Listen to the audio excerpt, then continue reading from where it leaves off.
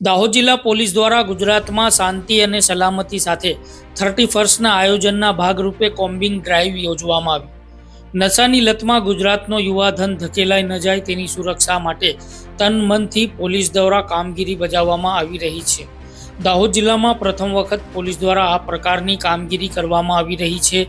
દારૂ વેચવાવાળા બુટલેગરો સફળ ન થાય। દાહોદ જિલ્લો એ બે રાજ્યોને અડીને આવેલો જિલ્લો છે। મધ્યપ્રદેશ અને રાજસ્થાન એમ બે આંતરરાજ્ય બોર્ડરો ઉપરથી મોટા પ્રમાણમાં ગુજરાતમાં દારૂ ઘુસાડવામાં આવતો હોય છે, જેમાં ઘણા ખરા કેસોમાં પોલીસ દારૂના અને માદક પદાર્થોના જથ્થાઓ ઝડપી પાડવામાં સફળતા મેળવે છે, જેને લઈને પોલીસ દ્વારા આંતરરાજ્ય બોર્ડરો ઉપર પોલીસની વધારાની ટીમો ખડકી દેવામાં આવી છે। દરેક વાહનોની ચેકિંગ કરવામાં આવી રહી છે।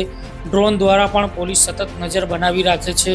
જે બુટલેગરો 31ની પાર્ટીઓમાં ઉજવણી હેઠળ દારૂના ધાડે ધાડા ઉતારતા હતા તે હવે લગભગ ઘટાડામાં જોવા મળે તેમ પોલીસની કામગીરી જોઈને લાગી રહ્યું છે। આમ તો પોલીસ માત્ર 31મી ડિસેમ્બરના 3 દિવસ પહેલા આંતરરાજ્ય બોર્ડરો ઉપર ચેકિંગ હાથ ધરવાની કામગીરી કરતી હતી, પરંતુ દાહોદ પોલીસ બુટલેગરોના મનસૂબા ઉપર પાણી ફેરવવા માટે 10 દિવસ પહેલાથી જ ડ્રાઈવ અને કોમ્બિંગ નાઇટોનું આયોજન કરી સુરક્ષા અને સલામતીના ભાગરૂપે પોલીસની નાનકડી ભૂલના કારણે ગુજરાતમાં દારૂનો વેપલો ઘૂસી ન જાય તેની તસદી લેવામાં આવી રહી છે। તેના ભાગરૂપે જિલ્લા પોલીસના સેનાપતિ ડૉક્ટર રાજદીપસિંહ ઝાલાની ઉપસ્થિતિ અંતર્ગત શહેરમાં પ્રવેશતા તમામ પોઈન્ટો ઉપર ચુસ્ત બંદોબસ્ત ખડકી અને આવતા જતા તમામ વાહન ચાલકોને અટકાવી તેમની સામે પણ કાર્યવાહીઓ કરવામાં આવી રહી છે। જ્યારે તમામ જગ્યાઓ પર પોલીસ દ્વારા સઘન ચેકિંગ હાથ ધરવામાં આવી રહી છે, ત્યારે બુટલેગરો અને દારૂડિયાઓમાં તેમજ માદક પદાર્થોનો કારોબાર કરતા બે નંબરિયાઓમાં પોલીસની કામગીરીથી ફફડાટ ફેલાયેલો જોવા મળી રહ્યો છે। આજરોજ દાહોદ જિલ્લાના દાહોદ ડિવિઝન ખાતે આગામી જે 31 આવી રહી છે એના અનુસંધાને બોર્ડર ડિસ્ટ્રિક્ટ હોય સઘન ચેકિંગની કામગીરી શરૂ કરવામાં આવેલી છે।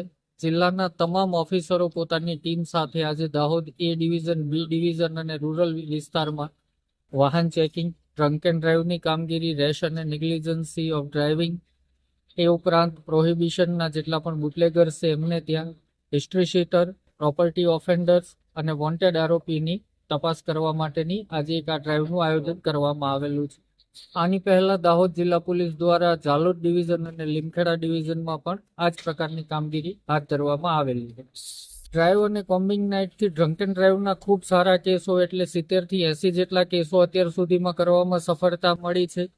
આ ઉપરાંત 5 થી 6 નાસ્તા ફરતા આરોપીઓ હોય એ પકડવામાં સફળતા મળી છે।